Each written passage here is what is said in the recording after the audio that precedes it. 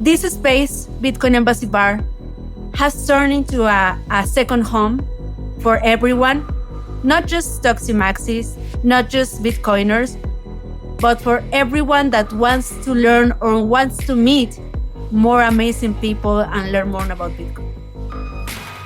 You're listening to Because of Bitcoin, a podcast that shares the personal stories of how Bitcoin is having a real impact in people's lives, including mine. I'm your host, Mauricio Di Bartolomeo, the co-founder and CSO of Ledin. And without further ado, let's get started with today's story.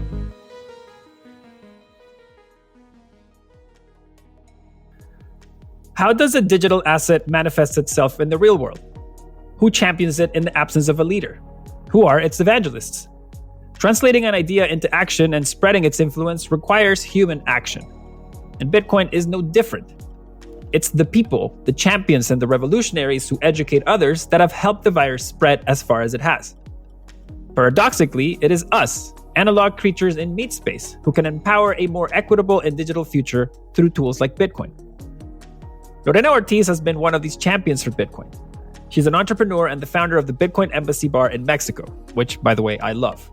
The embassy stands as one of the few physical places uniting Bitcoin enthusiasts and offering a welcoming environment for us to gather, connect, and learn more from each other.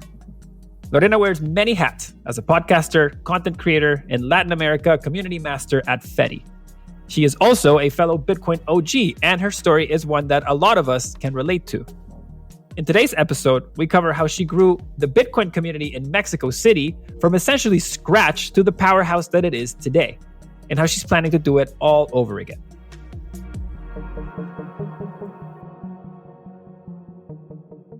Hola, Lorena. Thank you so much for coming on the show. I've been wanting to speak to you for a long time, and I've looked up to your work, so I'm really excited to have you here. How are you? Thank you very much, Mauricio. Hola también. So the way I like to start the show is asking you about your childhood. So could you tell people that are our listeners what it was like growing up like Lorena? I was like the weird kid in the classroom because my mom is a teacher and she studied teaching. So she was really into making me a better kid, a smarter kid. So she didn't allow me to watch TV or have Barbies or like regular toys. So I didn't have anything like to relate to the rest of the kids. So I was the weirdo kid in the corner, really silent, really quiet. Almost nobody knew my name. Yeah, I was lonely. I just had one or two friends in my childhood. So yeah, it was weird, but now I understand my mom. Now everybody knows your name and you're not so quiet anymore. So we'll get into that. Can you share a bit more about where you grew up and perhaps was inflation a part of your life? Because to many in Latin America, inflation is like gravity. It's a part of our lives. We don't even know it's there. It's like the absence of it when we go to the States looks like you're floating. It looks like everything is easier. It looks like they're living without this massive weight on their shoulders. I was born and raised in Mexico City. I'm still living here, and I bet I will be here the rest of my life because I really love Mexico City. But yeah, in my childhood, we weren't poor, but we were struggling. I remember my mom buying groceries at the store and checking out prices. My mom is also really cautious about the money. But I remember that, yeah, in my family, we used to have a struggling situation. But my parents really made an effort to send me to private schools to learn English. That is really useful right now at my work and my job. But yeah, I remember also when I was going to school, all the other kids were having like much better cars and other stuff. And my family was limiting everything. And yeah, so my family's background is really poor actually. My grandmother had four kids by her own. She was a single mother and she used to wash clothes and clean other people's house to get money for her kids. Then my grandmother started working when she was 12 years old, never stopped till she could retire at 70. She studied teaching. She was able to set up a school by her own. She used to be a school owner. And my plan of life was to get that school for me, to start directing the school. Actually, I worked with her for almost 10 years. How did you discover Bitcoin? How did Bitcoin come into your radar? When I was 25, I realized I didn't want to get the school for me. So I told my mom, okay, if you're tired of the school, just sell it and I will do something else with my life. I don't know what, but something will show up and I will be fine. My mom was panicking, was in crisis. Oh my God, what are you going to do? Because I am a teenage mom, actually. I had a daughter when I was 17. So my mom was really worried about it. I studied social psychology. And actually, I studied that because I was going to be the director of the school. I realized I didn't want that. And I changed everything. So I kept on working on the school, but with another director. My mom wasn't the owner anymore. And I started collaborating with a friend of mine that used to have an independent record company about metal and punk. Okay. Because that's another part of my life. I didn't tell you. I used to be a punk rocker. Okay. So yeah, my dad used to teach me a lot of stuff about music. So I started helping him because my father is a musician. I started helping this friend of mine in the independent record company. Then he told me, okay, this band that we're producing is going to have a tour on Japan. So do you want to come and help me with them? And I was like, yeah, I want to go to Japan. So I used to have some savings, but they were like savings for, I don't know, buying a house later or something. So I just took some few money from that savings to see all the stuff about the trip, right? So I asked a friend of my mom, where could I put this small amount of money for the trip just to earn a little bit more in a few months? He told me, okay, I have this friend of mine that is into something really weird. And as you like really weird stuff, you will like it. I can bet it. And he introduced me to David Noriega. When I met David, he told me about Bitcoin not as an investment, but as an ideology. He told me about the no government control, about the self-custody, about a system where the people can actually decide and consent about the things that are going on in the system. So those were the first things about Bitcoin that really made sense to me. I told him, if what you're saying is true, because it sounds really amazing, if what you're saying is true, this is going to change the world. This is going to change everything because they can't control us anymore. It's like a huge fuck you to the system. Growing up in Latin America, I can relate to Lorena's story. Many of us have first-hand experience living in a system that is broken. Corruption and inflation are like oxygen. They are everywhere. And many of us have seen our banks collapse, while others have even got cut off from the global banking system. Experiences like this change you, and they help you understand why Bitcoin matters. Why does it matter that a government can print all the fiat money that it wants at will? You may not know the answer yet, but we do. Why does it matter that a government can arbitrarily eject someone they don't like from their financial system? You may not know the answer to that yet, but we do. This is why Latinos run towards Bitcoin. The problems it solves are problems we know all too well. Lorena grew up in Mexico in the 90s. During this time, the country was going through what was later called the tequila crisis, and this changed her perception of money completely. 90s was a really bad time for Mexico because of something that's called efecto tequila or tequila effect that was after the period of this president that's called Salinas de Gortari and Cedillo. About this time, what happened was that there was something called Fobaproa that was supposed to be like the savings for the people, for the community, for the Mexican people. They took it all away. They robbed it.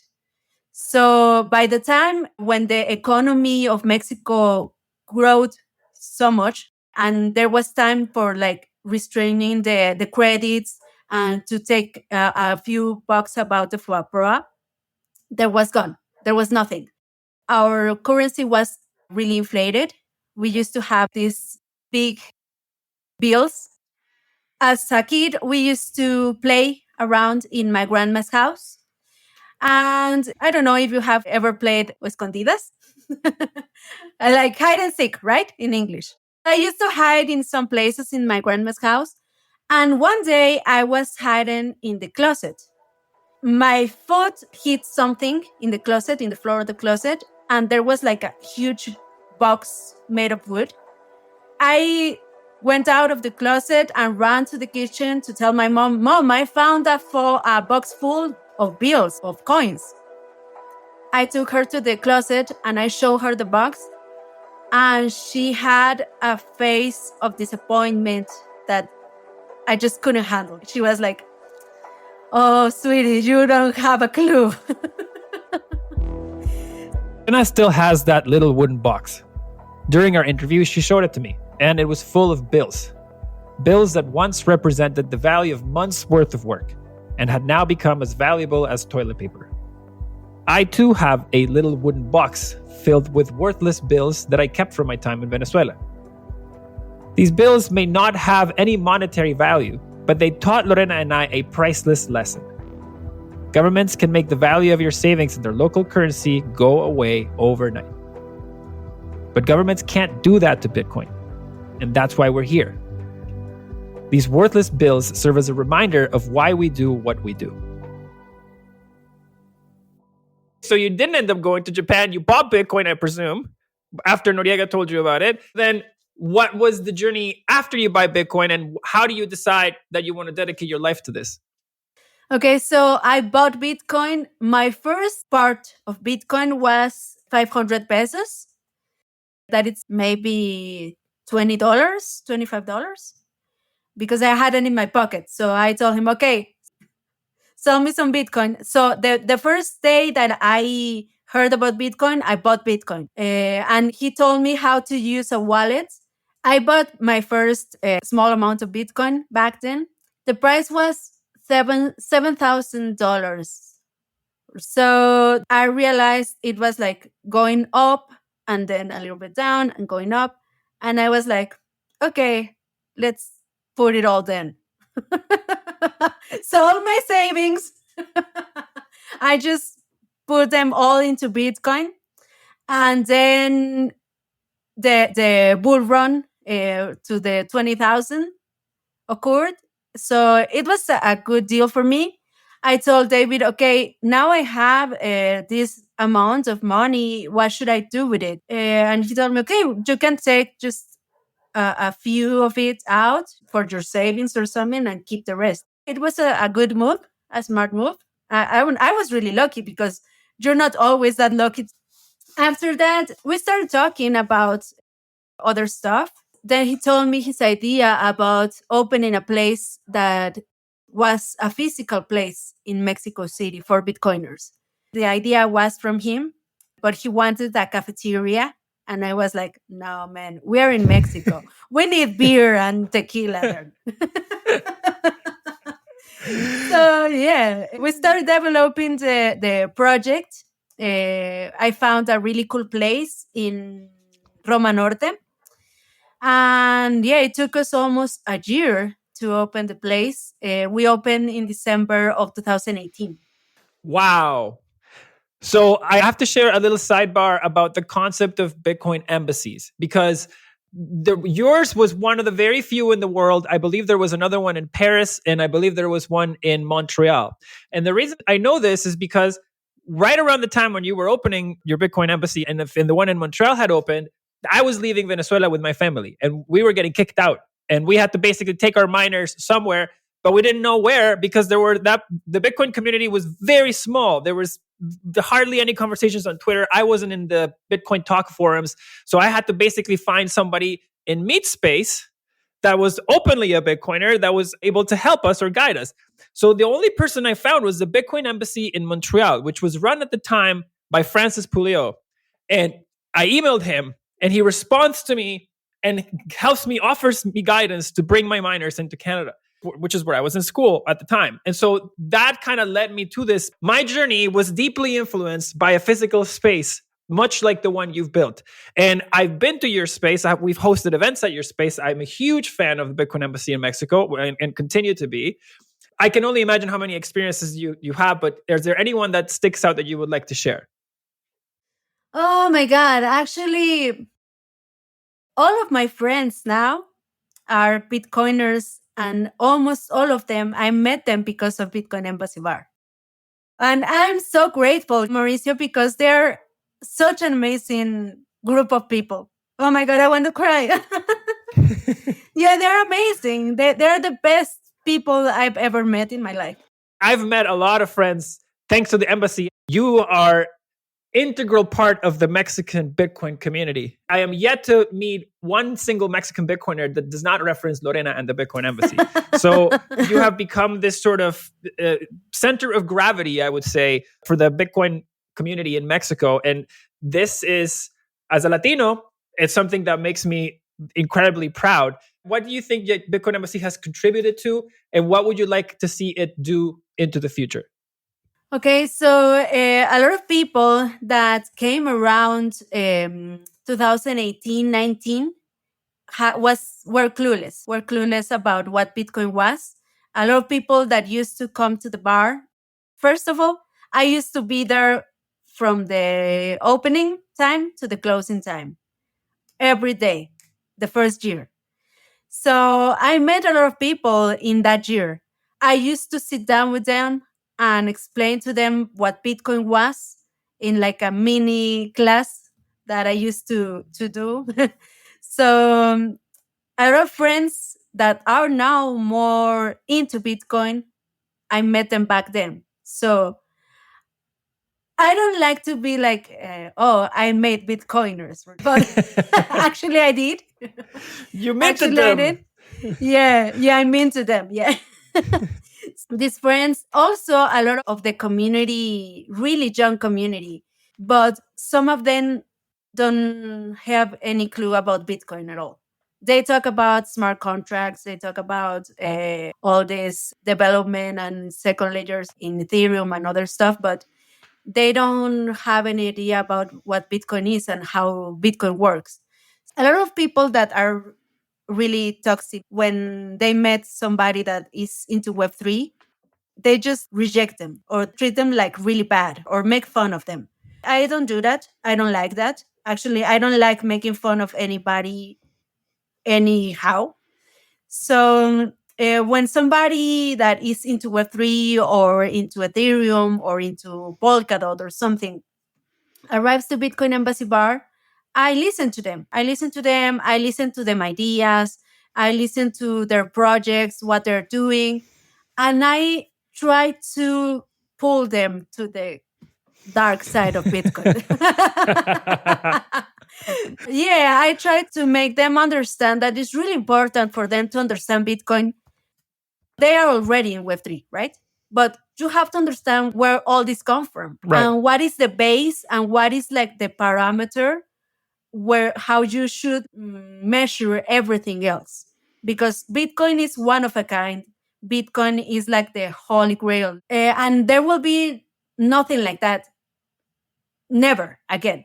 So if you have this parameter, something that is so amazing and so great, and you compare it to all the other cryptocurrencies, then you realize that they're not that great and they're not that amazing, and the technology behind them is not that shocking. So I try to make them understand a little bit more about Bitcoin, but in a kind way. So maybe this space, Bitcoin Embassy Bar, has turned into a second home for everyone, not just Stoxy Maxis, not just Bitcoiners, but for everyone that wants to learn or wants to meet more amazing people and learn more about Bitcoin. I think that's super important because everyone's journey is different.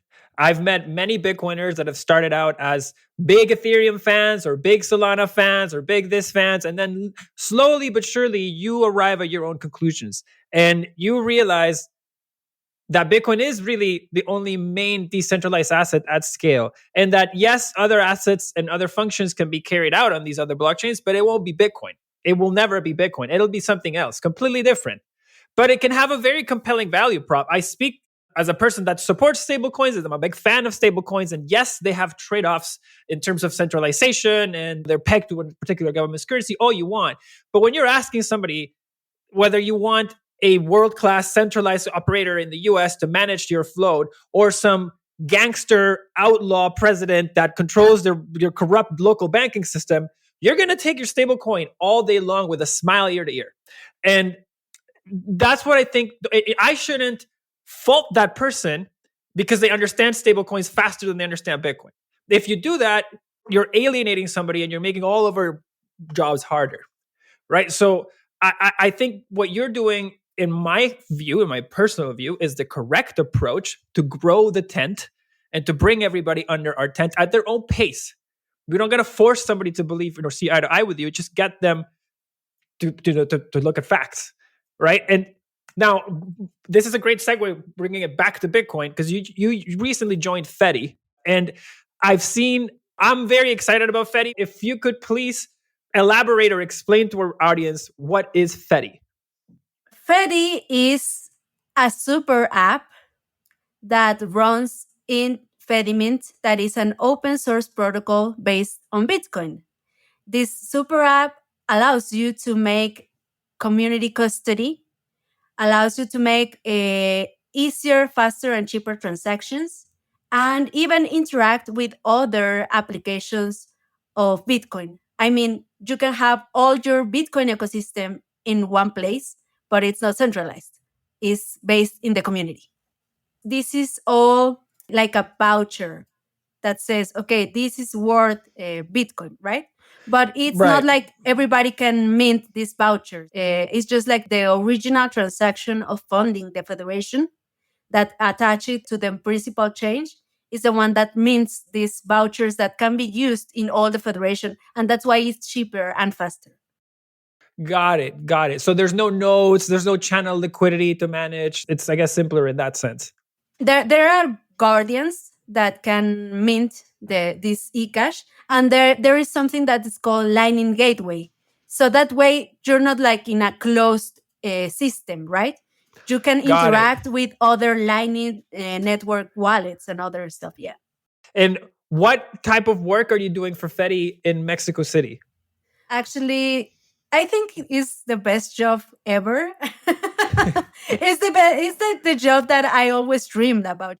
I really think if you really dream about something and you really desire something in your life, I don't know, and if you work hard, the life takes you to that place somehow. I don't know how it works. I don't know why, but you take yourself to that point. So actually, this job is like the perfect job I ever dreamed about because my charge is community master for Latin America. So my work is to connect with the communities in Latin America that I'm really passionate about. I really love Latin America. And to help them and to teach them and to make them a part of this evolution about Bitcoin that is Fedimint, right? Now, I wouldn't. This wouldn't be a conversation about between two Latinos and Bitcoin if we didn't talk about Bitcoin and stablecoins. So when you travel and when you talk to people about Bitcoin, speak with people that need this the most, right? And you're trying to teach Bitcoin on this frictionless, no high fees type of world where you're already taking away this fear of high transaction fees. And so that's going away. But you're still left with this challenge of explaining to somebody why this is better for you than the local currency or than the dollar. What would you say in terms of Bitcoin vis-a-vis stable coins and teaching the difference between the two? We have very few stable coins that are not centralized right now, right? And there is some points of kind of centralization. Not that much, but in some of them are. And in some other, they are just centralized. And it's necessary. It's necessary at some point and at some use, because people need to have this kind of certainty at some points. You need certainty, Mauricio. Me too. So if you don't like me, like myself, if you don't like, I don't know, the government or the bank control and everything else, but you can't live right now, currently, in a Bitcoin standard reality. That would be great, right? But we can't. So we're living in a world that we need some stability some days. So you need these currencies, but you need to be aware that a lot of them can be taken away, can be frozen, can be just shut down. And that's a really important point that we need to be aware of and we need to tell other people about. Because some people like, I don't know, USDC or Tether, and they're good, they're great because they work and that's it, right? But at some point, there's a risk, even if the company that manages these stablecoins are doing good, there is some risk always because it's centralized. So you need to be cautious about these stablecoins. And I think one way to explain it, if you're a type of person that is against all type of authority, all type of centralization, you're going to, at a philosophical level, have an issue with stablecoins because their underlying asset is one government's currency. Really, what's happening now is you're going to the US government's currency, which is really most stablecoins at scale. You're basically choosing to use the US government's currency. To most people, especially Latinos, you're effectively saying, okay, if I use the Venezuelan Bolivar, the Venezuelan government can end me. And I know that the Venezuelan government is hostile against me. So I am a target from this government, but I'm not a target today from the US government because I'm not doing anything wrong. I'm a legal person. I have nothing to hide. I don't have a fear of using the US dollar. But I think the point that people often forget is that even governments like the US can find people that they don't deem friendly, Russia, for example, and they just freeze all of their assets overnight. A lot of people just think that's not a risk to them. And practically so, I think that's true. But what you're saying is that there's always this theoretical risk. And this theoretical risk can turn into practical risk if you are large enough to get into the eyes of someone like the US government, right? So there's the theoretical challenge, but I think that clashes versus the practical realities of using this for most Latinos. And in most cases, I think the practical benefits trump the theoretical risks. And so that's how I would articulated in some ways. I don't know if you would agree with that. Even that risk can trigger by mistake. You received some tainted currency that was used for something, I don't know, somewhere else, and you are just not related at all about that. And by mistake, you get involved into something that is against you. And I remember a recent interview to Carlos Toriello from Guatemala, where he explained that before Bitcoin, his bank accounts, his father's bank accounts were frozen and they couldn't pay the workers of their company because of that. And it was just a mistake. And it always can happen in the fiat system, in the crypto system, everywhere can happen if you don't have self-custody. And if the currency that you're custodying is not in a decentralized system. So even if you have self-custody of Tether, it can be stopped, it can be frozen. Now I realized that having a physical place really totally helps, but you don't need it if you really want to make a difference in your community. If you really want to teach somebody else what you know, if you really want to share, if you really want to connect with other people, you actually don't need the physical place. Because there's a bitter part of what owning a Bitcoin embassy is. That is, you have to make a lot of expenses to manage a physical place. And actually, I'm always struggling about paying the rent, about paying the employees, about all the restaurant management, about a lot of stuff that most of Bitcoiners are free. And I'm like, oh my God, I envy you so much because you don't have to struggle with these issues every month. And yeah, there's a lot of things in owning a physical place that are really hard. But you don't need it. You can start building your community from the start, posting on meetup.com. Okay, hey guys, I'm going to be at this cafe today. Who wants to join to talk about Bitcoin? And then more people will come, and more people will come, and more people will come. And then you can build your own community by yourself. You don't need a physical place. But it takes time and it takes effort to build a community. It's not, okay, guys, I'm here, come on and show up. No, you have to be at that point at the cafe for 2 hours, and maybe nobody will show up, and maybe one person will show up. And it's your job to make up a community out of 2 people, and then 3, 4, 5, 10, 20, 70, 100. But it has to start with your patience, your consistency about what you're doing. And yeah, you have to really make an effort to build a community like the one that we have in Bitcoin Investment. We like to think of Bitcoin as a trustless asset. Don't trust, verify is one of the most popular mottos in our industry. Yet, for a group of people that distrust so much, we seem to forget that our entire civilization is built on trust. Even today, our most sophisticated systems and civilizations run on trust. In fact, we call all societies that function the best high-trust societies, and those that don't work, low-trust societies. In Venezuela, I lived in a gated community and many times didn't feel safe. That's a low-trust society. I got robbed twice. In Canada, you can sleep with your windows open and feel safe. That's a high-trust society. Humans need to feel safe, and they need to feel like they can trust something.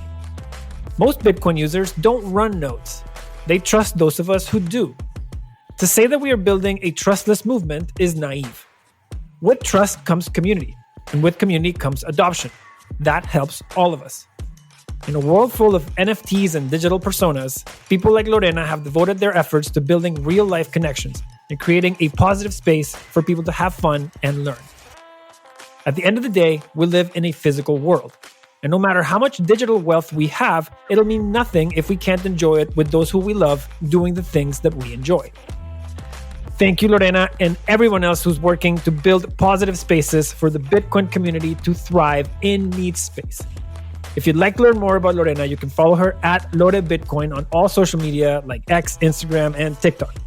And to keep updated with events at the Embassy Bar, go to bitcoinemb.com. That's bitcoinemb.com. And if you're ever in Mexico City, I strongly recommend you stop by.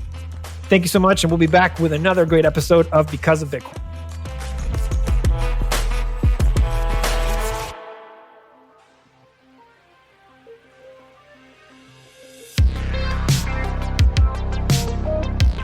If you enjoyed this Because of Bitcoin episode, I would be very grateful for the 5 seconds it would take you to drop us a review and give us a rating on your favorite podcasting platform. This will really help us reach even more listeners. And if you'd like to learn more about Bitcoin, be sure to check out our newsletter by subscribing at ledn.io. That's ledn.io. Again, this was Mauricio Di Bartolomeo. Stay tuned for our next episode. And until then, muchas gracias y los quiero mucho.